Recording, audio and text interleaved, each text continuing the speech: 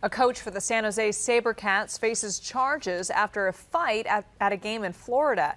But witnesses say officials with the other team shares some of the blame as well. KPIX 5's Kit Doe has the police reports outlining how it all went down.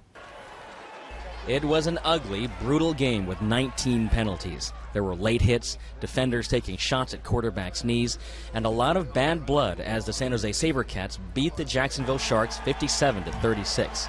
After the game, Sabercat team officials confronted Jacksonville cheerleaders for being on the field during gameplay. All the shouting drew a crowd, and at some point, Sabercats defensive coordinator Cedric entered the now crowded hallway outside the locker rooms. Witnesses tell KPIX 5 Walker said, "Boy, don't get in my face," to Jacksonville's assistant general manager Tim Johnson. Johnson replied, "Boy, you better get your guys back in the locker room."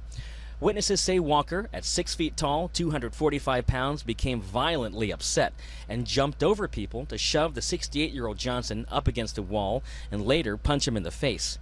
Johnson hit the back of his head against the wall, blacked out, and suffered a concussion.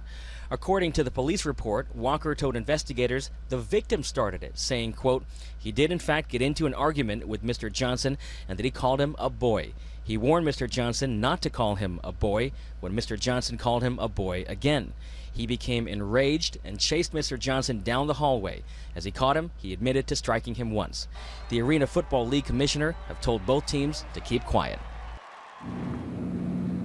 And the Sabercats have issued a written statement saying that this all stems from a verbal confrontation involving alleged racial epithets directed at Sabercats coaching staff by a front office official of the Jacksonville Sharks. They call the whole incident unfortunate.